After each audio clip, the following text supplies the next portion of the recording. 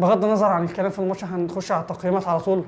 محمد صبحي لا يسأل عن الهدف الأول، ممكن يسأل عن الهدف الثاني بنسبة 20%. كان ممكن يمسك الكورة أو كان ممكن يطلعها أقوى من كده شوية، على الرغم إن هي كانت جاية ضعيفة، فياخد 5/10. عمر جابر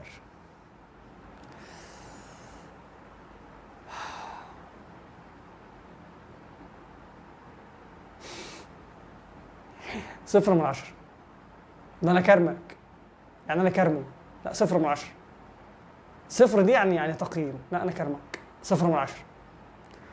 محمود بنتايج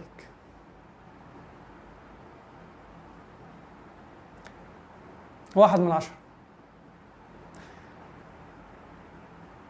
محمود حمدي الونش